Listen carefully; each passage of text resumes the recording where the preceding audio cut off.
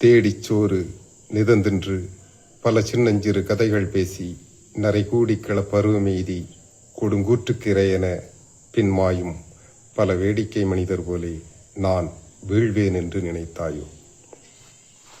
அனைவருக்கும் வணக்கம்.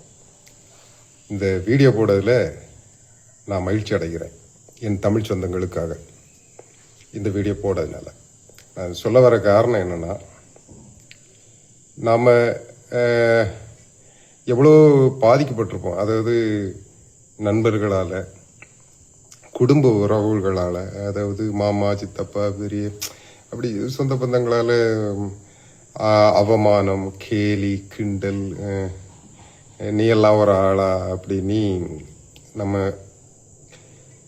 நம்ம கேட்டிருப்போம். அதனால மன உளைச்சல், கெட்ட வார்த்தை கூட போட்டு பேசியிருப்பாங்க. அதனால நம்ம அதை கேட்டுக்கிட்டு மன உளைச்சல் படுவாங்க சில பேர் நான் என்ன இப்படி பேசிட்டானே அப்படின்னு எதிர்வினை ஆற்றுவாங்க. அதாவது தாக்கக்கூடிய முனைப்பில் ஏதாவது பண்ணிடுவாங்க.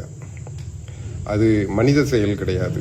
அதாவது சோர்ந்து போய் அப்படியே மூளையில் இருக்கிறதும் நல்ல இப்படி பேசிட்டாங்க, நம்மளை ரொம்ப தரக்குறைவாக பேசிட்டாங்க, கெட்ட வார்த்தையில் பேசிட்டாங்க அப்படின்னு மன உளைச்சல் படுறதுல எந்த அர்த்தமும் கிடையாது. என்னன்னா, நமக்கு முன்னாடி ரொம்ப மக்கள் வாழ்ந்திருக்காங்க. அதாவது நம்ம முன்னோர்கள், அது எந்த விளையாட்டு வீரரை எடுத்துக்கிட்டாலும் அவமானம், கேலி எல்லாம் தாண்டி வந்து சாதிச்சிருப்பாங்க.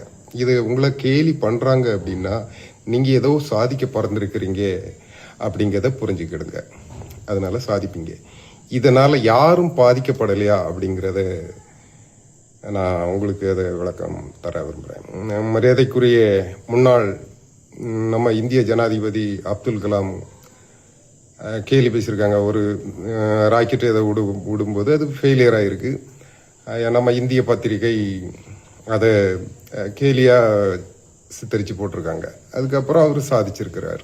அது கேலியை சந்திக்காதவங்க யாருமே இருக்க முடியாது. அவமானம், கெட்ட வார்த்தை இதை சந்திக்காதவங்க யாருமே இருக்க முடியாது.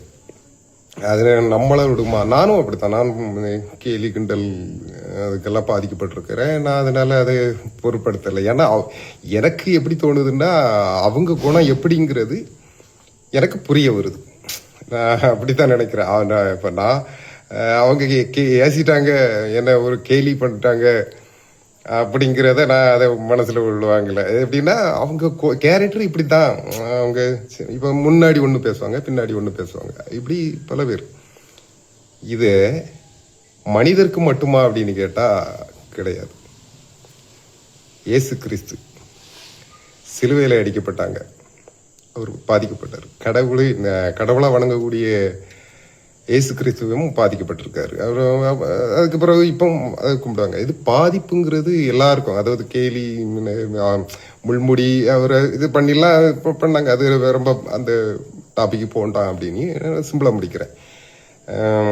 ஐயா நம்ம குமரி மாவட்டத்தில் முன்னால் வாழ்ந்த ஐயா வைகுண்டர் பாதிக்கப்பட்டிருக்காங்க.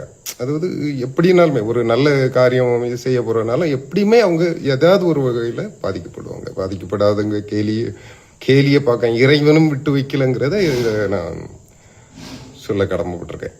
அதனால மன உளைச்சல் படாதுங்க, மனதைரியமா இருங்க.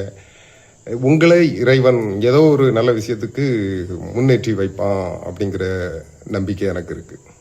தூங்கும் புலியை பறை கொண்டு எழுப்பினோம், தூய தமிழரை தமிழ் கொண்டு எழுப்புவோம். வணக்கம்.